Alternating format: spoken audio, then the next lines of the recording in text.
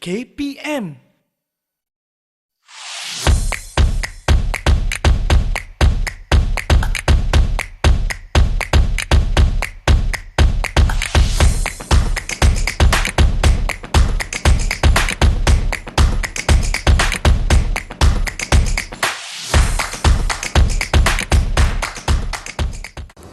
Assalamualaikum, salam sejahtera penonton didik TV KPM. Anda sedang menonton Bina Upaya Guru bersama saya hos anda hari ini Nisa K. Diharapkan penonton semua sihat sejahtera. Baiklah, anda sedang menonton sebuah program yang mana kita nak melihat hala tuju laluan kerjaya seseorang guru tersebut, sama ada mereka ini guru-guru di bilik darjah ataupun mereka yang menjadi para pensyarah atau yang terlibat di bahagian pentadbiran. Baiklah, untuk episod kali ini tajuk kita mentor berinspirasi, protege beraksi. Wah, satu tajuk yang saya kira agak menarik dan ramai penonton didik TV yang berkata kepada saya baru tahu wujudnya sekolah seni Malaysia.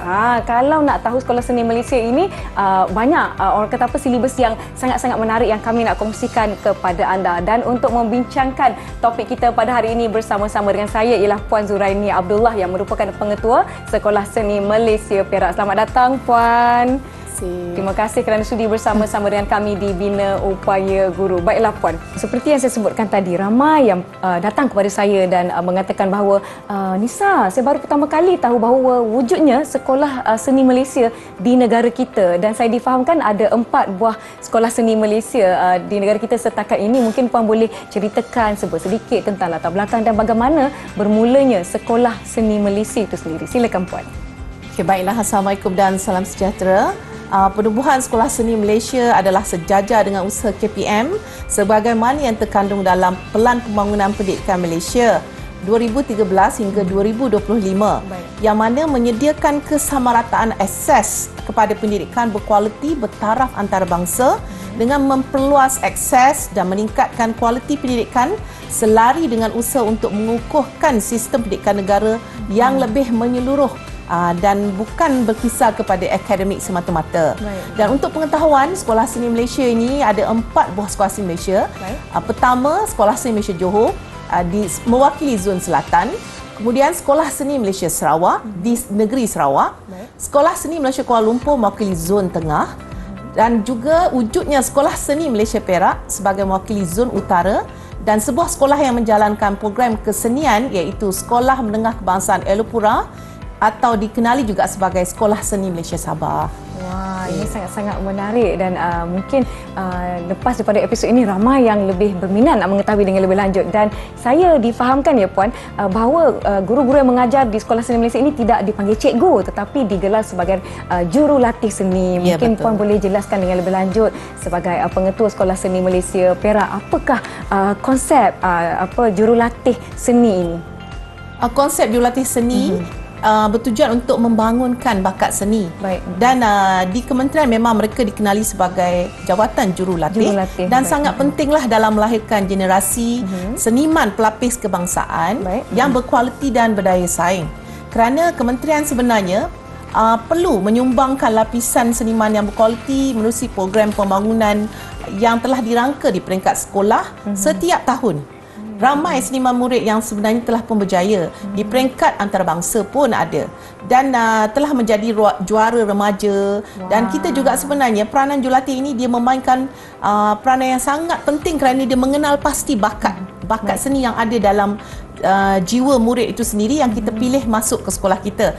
Dan murid-murid ini pun sebenarnya bukanlah sebarang-sebarang ya. Murid-murid ini mereka perlu melalui sesi selahan seni nak masuk ke sekolah ni ataupun lebih dikenali sebagai temuduga lah ya. Jadi peringkat ini di mana murid-murid ni dia akan pilih 4 bidang. Di mana jurulatih kita pun ada dalam 4 bidang ini. Iaitu kita ada bidang seni visual, kita juga ada seni muzik, kita ada seni tari dan juga kita ada bidang seni teater. Saya rasa dalam ke-4 bidang tu saya boleh pergi pada bidang seni teater kot. Bolehlah cuba-cuba berlakon kan. Walaupun tak tahulah apa kejadiannya. Tapi untuk menjadi jurulatih itu sendiri Puan, apakah proses bagi mereka untuk bergelar sebagai jurulatih? Mungkin boleh terangkan sedikit saja untuk penonton. Untuk menjadi seorang jurulatih di Sekolah Seni Malaysia, bukanlah begitu sahaja ya. Maksudnya mereka ini perlu menguasai ilmu yang ada dengan melanjutkan pelajaran ke universiti, tempatan ataupun luar negara, dan mestilah dalam bidang kesenian itu sendiri.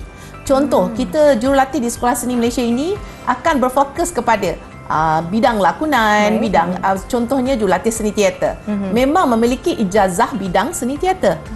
Ijazah untuk jurulatih seni tari memang memiliki ijazah bidang seni tari. Kalau jurulatih bidang seni visual dan juga seni muzik mesti memiliki ijazah dalam bidang itu sendiri.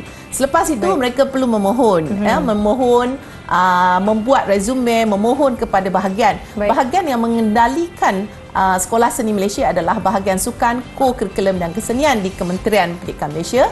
Selepas disaring akan ada temuduga yang khas untuk jurulatih-jurulatih ini. Selepas temuduga itu barulah mereka akan ditempatkan di mana-mana di Sekolah Seni Malaysia sekiranya mereka lulus. Selepas itu ada lagi program yang perlu mereka laksanakan. Untuk menjadi guru ini mereka perlu sambil menjadi jurulatih itu perlu menghadiri kursus dalam cuti atau KDC untuk sah bergelar sebagai seorang jurulatih di Sekolah Seni Malaysia. Jurulatih seni ini bukanlah calang-calang orang, banyak proses dan kelayakan yang perlu ada untuk bergelar jurulatih seni di Sekolah Seni Malaysia. Kita akan beristirahat seketika dan bercerita dengan lebih lanjut tentang laluan kerjaya seorang jurulatih seni ini. Jangan ke mana-mana, kembali selepas ini ke Bina Upaya Guru Didik TV KPM.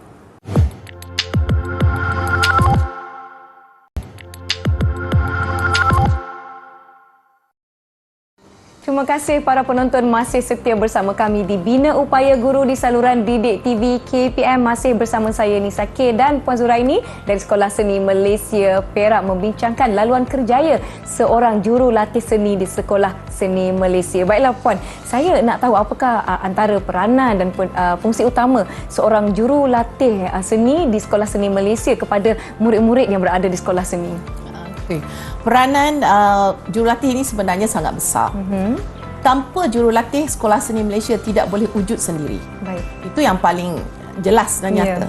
Kerana jurulatih ini, mereka datang dengan bakat yang khas. Bakat yang dimiliki ini tidak dimiliki oleh guru-guru bidang akademik yang lain. Oleh itu, bila kita hendak menubuhkan Sekolah Seni Malaysia, memang wajib ada jurulatih dalam bidang kepakaran masing-masing.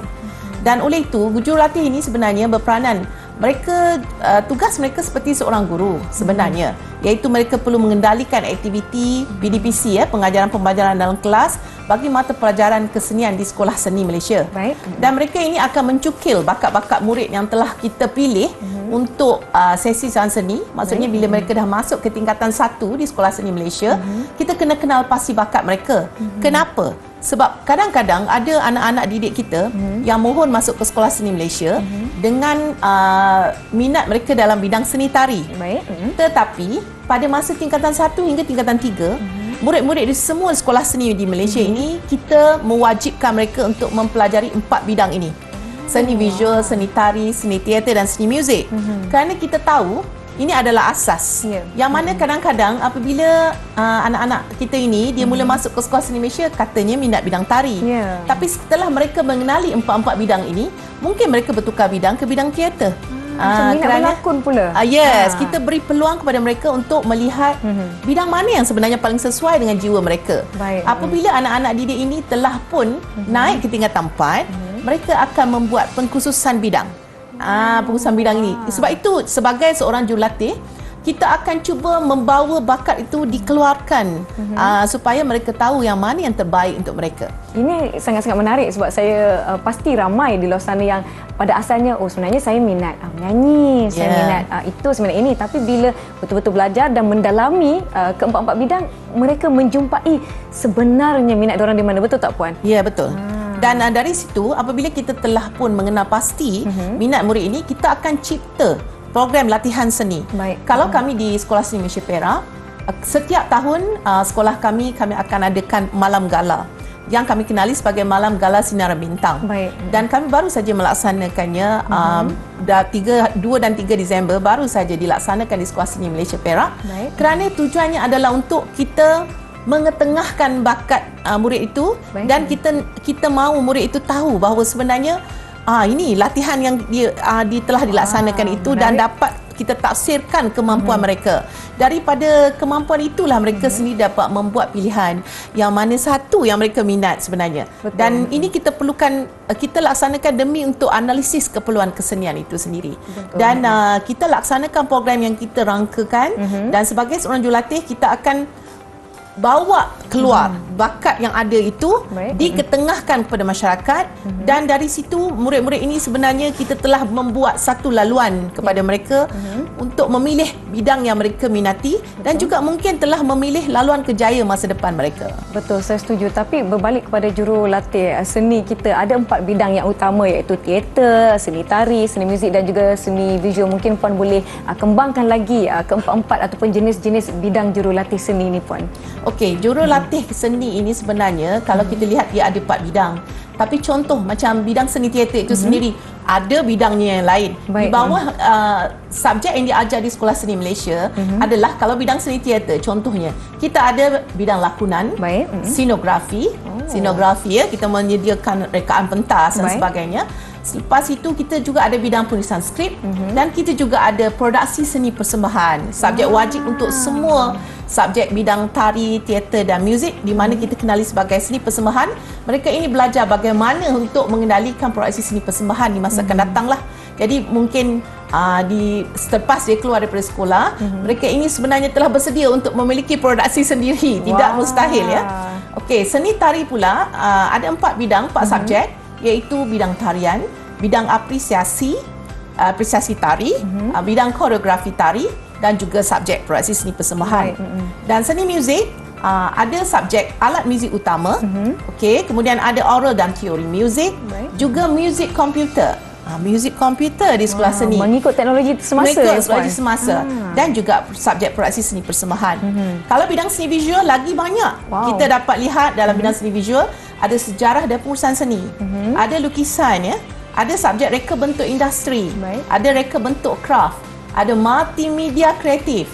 Ada seni halus 2D, ada seni halus 3D. Okey, dan kita ada juga visual komunikasi. Jadi subjeknya banyak dan kemahiran orang seni ini bukanlah belajar teater semua pandai 4 bidang. Jadi maksudnya jurulatih yang diperlukan di sekolah seni ini banyak mengikut kepakaran masing-masing. Kerana itulah bila mereka hendak masuk ke Sekolah Seni Malaysia perlu ada temuduga. Kerana kita hendak mengetahui yang mana satu kepakaran beliau, mana satu kepakaran seorang jurulatih itu. Baik, kita nak melihat mereka yang betul-betul boleh membawa murid-murid ini, memandu mereka ke arah yang lebih spesifik, yang betul-betul kena dengan jiwa mereka, betul tak Puan? Contohnya tadi Puan ada sebutkan mereka masuk dengan mungkin mata dan jiwa mereka dah target saya nak pergi kepada bidang seni teater, tapi bila pergi berlakon-berlakon tak bolehlah, saya sukalah buat rekaan seni pentas. Mungkin ada bakat yang dicungkil daripada situ kan Puan? Itu jurulatih sebenarnya sangat memainkan peranan untuk mewujudkan rasa minat dan membuka minda murid-murid kita. Sebab itu kami di Sekolah Seni Malaysia Perak sendiri tahun 2017 murid baru tingkatan 2 14 tahun dan dengan beraninya kita membawa anak-anak didik kita ke Spanyol Spain, ke Costa Brava, satu tempat yang mungkin kita tak akan pergi kalau untuk berjalan-jalan. Kami masuk pertandingan di International Monolith Festival dan kami juara di sana. Dan ini terbuka di mana pertandingan ini melibatkan orang yang lebih dewasa daripada murid-murid itu sendiri dan kita yang umur 14 tahun ini yang menang sebenarnya. Jadi itulah kita kata peranan jurulatih itu sendiri ya, di mana mereka yang mendidik dan menghasilkan kualiti untuk anak-anak didik kita ini. Saya sangat-sangat teruja mendengarkan pencapaian antarabangsa adik-adik. Saya kira adik-adik lah walaupun saya muda lagi. Wah, masih kita nak mengaku umur kan. Adik-adik berumur 14 tahun ini mampu mengharumkan nama sekolah, nama negara ke pertandingan yang mana bertanding dengan orang-orang yang jauh lebih dewasa, mungkin pengalamannya jauh lebih besar, tapi satu perkara yang sangat-sangat dipuji dan mungkin ramai selepas ini yang saya sebutkan di awal tadi, berminat nak mengetahui dengan lebih lanjut tentang Sekolah Seni Malaysia. Kita akan berbicara dengan lebih lanjut tentang kerjaya jurulatih seni Sekolah Seni Malaysia ini selepas ini. Yang di rumah jangan ke mana-mana, kita nak rehat seketika. Jumpa lagi selepas ini di saluran Didik TV KPM.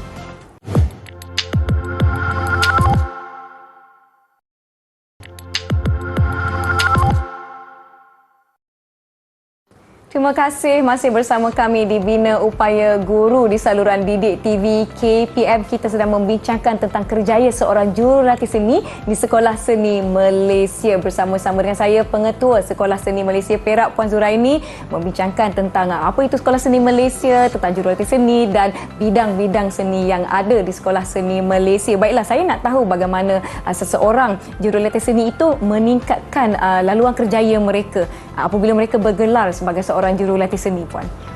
Okey, apabila mereka bergelar jurulatih seni di sekolah seni, sebenarnya mereka akan masuk dengan jawatan sebagai DG41. Baik. Okey, secara kontrak DG41 selama 1 hingga 3 tahun. Baik. Kemudian perkhidmatan ini akan diteruskan waktu 1 hingga 3 tahun ini mereka perlu menghadiri beberapa kursus lah.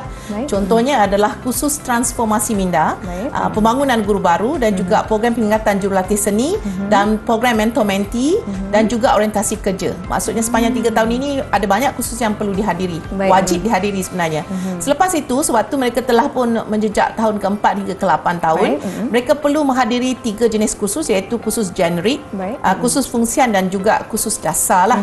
Kemudian bila tiba kepada tahun 9, iaitu mereka telah pun berada di DG44 ya, 9 hingga 22 tahun, beberapa kursus wajib dihadiri adalah seperti kursus kompetensi, kursus elektif, kursus dasar, kursus generik lah, kursus fungsian dan juga kursus asas dan kompetensi mereka. Ini selalunya diuruskan oleh pihak sekolah, oleh pihak KPM sendiri bagi meningkatkan kerjaya. Sebab apabila tiba kepada DG52, mereka telah menjadi peneraju perubahan. Peneraju perubahan ini mereka telah bersedia untuk menjadi pemikir, di mana ada kursus pengukuhan untuk high order thinking skills, di mana kebanyakan mereka telah pun sepatutnya berada di jawatan sebagai pentadbir. Okey, bila berada di tahun yang seterusnya 25 hingga 36, 36 tahun dah lama tu ya. Tahun itu selalunya sudah berada di tahap DG52 dan mereka perlu menghadiri beberapa kursus lain, contohnya kursus kejurulatihan lah. Dan apabila mereka telah tiba kepada DG54, mereka ini telah sepatutnya menjadi pemikir strategik, di mana telah menjadi seperti contoh ya, di mana mungkin mereka perlu menghadiri ceramah, seminar, simposium, di mana pada tahap ini mereka perlu sebenarnya telah pun menjadi pentadbir-pentadbir di peringkat atasan. Dan itu rangkanya lah pada dasarnya untuk mereka menjadi jurulatih. Dan pada waktu yang telah di hujung DG54 ini, mereka sepatutnya telah melebarkan sayap mereka ke peringkat antarabangsa. Menghadiri simposium ya, menjadi contoh kepada negara-negara luar, mungkin mengadakan usaha sama dengan negara-negara luar lah. Itu yang kita harapkanlah kepada jurulatih kita. Ya, dan apabila ke negara-negara luar mungkin boleh menyerap idea-idea baru, bawa kepada sekolah, bawa kepada murid-murid untuk menjadikan murid-murid ini lebih baik. Segala orang kata apa yang saya dengar tadi, kursus-kursus peningkatan kualiti diri seseorang jurulatih seni itu adalah untuk disalurkan kembali kepada murid-murid di sekolah, betul tak, Puan? Betul. Baiklah, untuk menjadi seorang jurulatih seni ini tadi kita ada sebutkan apakah antara kriteria asas, tapi mungkinkah ada peluang bagi mereka yang selama ini tidak ada orang kata apa ijazah ataupun sijil khusus untuk bidang itu menjadi jurulatih seni, ataupun wajib ada orang kata apa sijil ataupun ijazah yang daripada universiti-universiti yang tertentu? Sebenarnya untuk menjadi jurulatih seni, sebagaimana yang kita tahu tadi, sebab mereka ini boleh dikatakan pakar. Dan memang kementerian pun sebenarnya sedang berusaha untuk membuat laluan pakar bidang kepada mereka, laluan pakar bidang kecemerlangan. Jadi oleh itu memang wajiblah kepada jurulatih seni ini, bila nak memohon mesti pastikan ada ijazah dalam bidang kesenian, dan kepakaran itu mesti bersesuaian dengan apa yang ditawarkan di Sekolah Seni Malaysia. Kalau tidak ada kepakaran itu, mungkin boleh menghadiri mana-mana kursus seperti yang diusahakan oleh JKKN ya, supaya mereka mendapat pengiktirafan sebagai jurulatih kebangsaan. Dan insya-Allah kalau memohon, mungkin jika ada rezeki dapat juga diterima, ditawarkan jawatan jurulatih di Sekolah Seni Malaysia. Baik, selama Sekolah Seni Malaysia ini beroperasi selama 1 tahun itu, berapa kali permohonan dibuka ataupun ianya dibuka sepanjang tahun? Untuk buat masa ini sebenarnya memang dibuka sepanjang tahun. Cuma temuduganya sahaja yang dijalankan mengikut keperluan. Baik, sebagai seorang pengetua Sekolah Seni Malaysia Perak, apakah harapan Puan untuk Sekolah Seni Malaysia Perak maupun Sekolah Seni Malaysia yang ada di seluruh negara? Secara ringkasnya Puan, silakan. Sekolah Seni Malaysia ini adalah terutamanya khasnya untuk Sekolah Seni Malaysia Perak lah. Ya. Merupakan sekolah seni yang sesuai dan relevan dalam sistem pendidikan Malaysia. Sebenarnya sekolah-sekolah ini membuka peluang kepada anak-anak murid kita untuk menimba ilmu baru dan menjadikan peluang kerjaya masa depan. Kerana pada masa kini kalau kita lihat kerjaya ini sebenarnya kalau kita murid-murid kita ni boleh mencipta kerjaya sendiri. Betul. Yang boleh dilakukan lah. Harapan saya semoga Sekolah Seni Malaysia ini sentiasa relevan dalam arus pendidikan pada hari ini dan menjadi pilihan ibu bapa untuk menghantar anak-anak mereka belajar di Sekolah Seni Malaysia. Baiklah, juga kepada mereka mungkin sekarang ini yang sedang mengambil kursus-kursus ataupun jurusan-jurusan berkaitan dengan seni persembahan dan sebagainya. Mungkin selepas ini anda tahu dah waktu nak memohon kerja nanti mungkin boleh pergi kepada Sekolah Seni Malaysia. Baiklah, saya ucapkan terima kasih kepada Puan Zuraini binti Abdullah yang merupakan Pengetua Sekolah Seni Malaysia Perak sudi bersama-sama Bina Upaya Guru hari ini membincangkan tentang topik mentor. Apa tadi? Saya nampak dah mentor berinspirasi, protege beraksi. Maaf ya, tajuk saya kecil sikit. Susah sikit nak nampak. Baiklah Puan, terima kasih kerana bersama-sama dengan kami. Saya Nisa K. Semoga kita bertemu lagi. Assalamualaikum. Bye.